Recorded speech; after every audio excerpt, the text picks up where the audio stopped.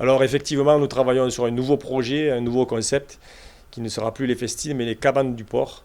Nous avons fait le constat que les festines, depuis de nombreuses années, arrivent à une période un peu d'essoufflement.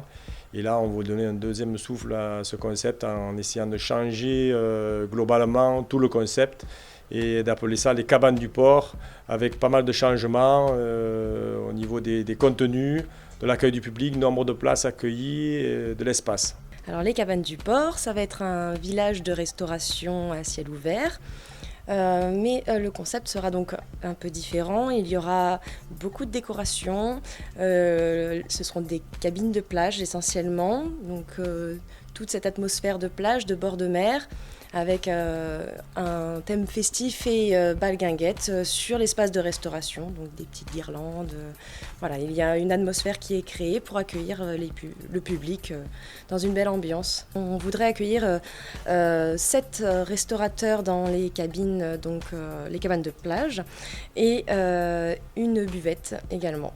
Ensuite, on a également 2 stands supplémentaires qui seront consacrés aux food trucks. Il y aurait un food truck qui serait au mois donc pour tout ce qui est pizza et un autre food truck qui sera plutôt pour le week-end pour tout ce qui est cuisine du monde. Alors dans le cadre de la consultation, l'ensemble des restaurateurs de la région peuvent répondre et peuvent faire acte de candidature pour ces cabanes du port. Et ils seront étudiés de tous de la même façon, que les gens soient identifiés comme des restaurateurs locaux ou des restaurateurs qui seraient extérieurs à la commune. Les critères de sélection seront absolument identiques. C'est d'essayer d'avoir la meilleure qualité de produits proposés avec des tarifs intéressants.